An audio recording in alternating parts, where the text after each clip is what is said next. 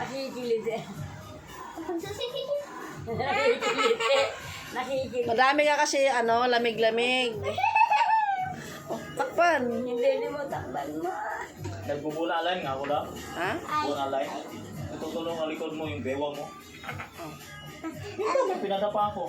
Kailangan panapain? Nagbubunalay mo. At Ang sakit. alay ang backbone mo. Kailangan yun? Buti nga pino sa akin ni Los. Gulat ako. Pero wala naman kasi ganito din. Ayoko na. Ayoko na. Tapos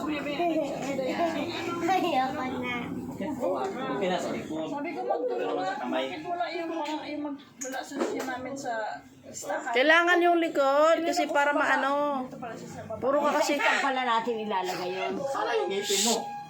Pag tumawa. Kasi di ba dinaan nga sa asosasyon yung mga asosasyon. Kaya sasabihin na ng mga maarte, mga Mami, maangal. naubos na lang. Kukunti ka bibigay. Dahil pa. Sabi ko, pasalamat kayo, meron. Mabibili mo ba yung sa pera mo yung bigay na yun, di ba? Kaya, ayoko. Salamat sa akin, eh. Kaya, ayoko.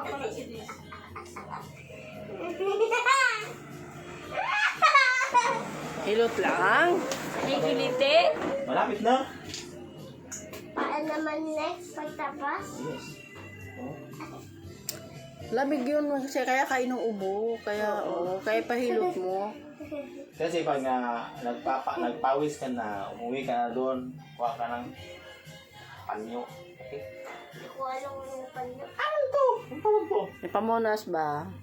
Ito? Oo. Pupunasan mo yung pawis mo, papunasan mo yung likuran mo kasi para hindi babalik. Para hindi babalik yung pawis dun sa loob ng... Ayoko dito din naman tumunog.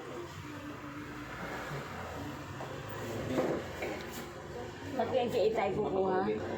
December 2. December. December 1 na bukas. Sa isang araw na. Ayaw tumunog yung iba. Sa Martes nga. I-pick up at bukas bababa ko ano sa akin ha. Ako Dito ka si Jim. Yes, ito pa.